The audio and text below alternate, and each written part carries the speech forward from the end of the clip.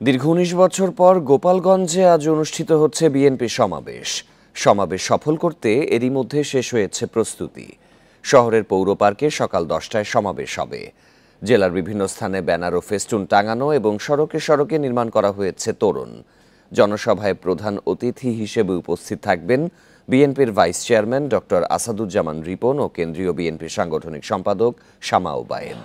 সভায় অন্তত ৪০,০০০ লোকের সমাগম আশা করা হচ্ছে। এদিকে ধামরাইয়ে ঢাকা জেলা বিএনপির জনসভা ঘিরে চলছে শেষ মুহূর্তের প্রস্তুতি। প্রধান অতিথি হিসেবে উপস্থিত থাকবেন বিএনপি মহাসচিব মির্জা ফখরুল ইসলাম আলমগীর। জনসভা ঘিরে পুলিশের পক্ষ থেকে বাড়তি নিরাপত্তা নেওয়া হয়েছে।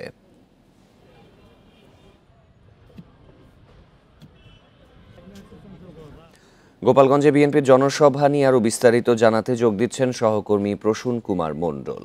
প্রসূন, প্রায় ১৭ বছর পরে আজকে গোপালগঞ্জে বিএনপির সমাবেশ অনুষ্ঠিত হবে। জানা গেছে সকাল ১০টায় এটি হওয়ার কথা। শেষ মুহূর্তের প্রস্তুতি কেমন দেখা যাচ্ছে? নেতাকর্মীরা সেখানে উপস্থিত হয়েছেন কি?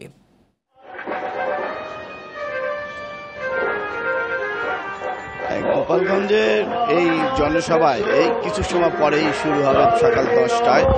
এখন চলছে প্রস্তুতির কাজ। ইতিমধ্যে নেতাকর্মীরা মাঠে আসা শুরু করেছে, জনসভা স্থলে শুরু করেছে। আমি আপনাদের যদি দেখাই, এটা হলো গোপালগঞ্জের পৌর পার্ক। এখানে হবে জনসভা। এই জনসভায় ইতিমধ্যে নেতাকর্মীরা তাদের দলীয় লোকজন নিয়ে এখানে হাজির হয়েছে। প্যান্ডেল সাজানো হয়েছে। এখানে বিভিন্ন শ্রেণী পেশার মানুষও, উৎসুক জনতা এখানে এসে দেখার জন্য, এক পলক দেখার জন্য ভিড় করছে। কারণ হলো গোপালগঞ্জ আওয়ামী লীগ অধ্যুষিত হওয়ায় বিগত প্রায় ১৯ বছর কোনো বড় ধরনের সমাবেশ বিএনপি করতে পারেনি। গোপালগঞ্জে এটা হচ্ছে গোপালগঞ্জের উন্মুক্ত স্থানে বিএনপির ১৯ বছর পরের জনসভা। এই জনসভাকে কেন্দ্র করে গোপালগঞ্জে বিভিন্ন অলিতে গলিতে সাজানো হয়েছে ব্যানার, ফেস্টুন দিয়ে। গোপালগঞ্জ ছেয়ে গেছে। ইতিমধ্যে গোপালগঞ্জের পৌর পার্কে এই জনসভা স্থলে হাজির হয়েছে বিভিন্ন দলীয় ইউনিয়ন থেকে এবং ওয়ার্ড থেকে আসা নেতাকর্মীরা।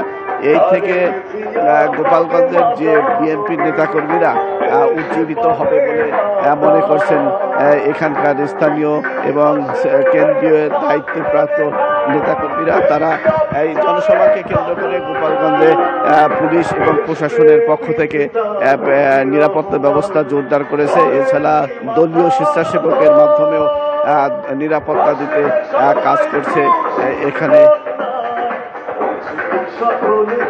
এছাড়া গোপালগঞ্জে আর কিছু সময় পরে সকাল ১০টায় এই সম্মেলন অনুষ্ঠিত হবে। এই ছিল গোপালগঞ্জে বিএনপি জনসভার বিষয়ে জানাচ্ছিলেন সহকর্মী।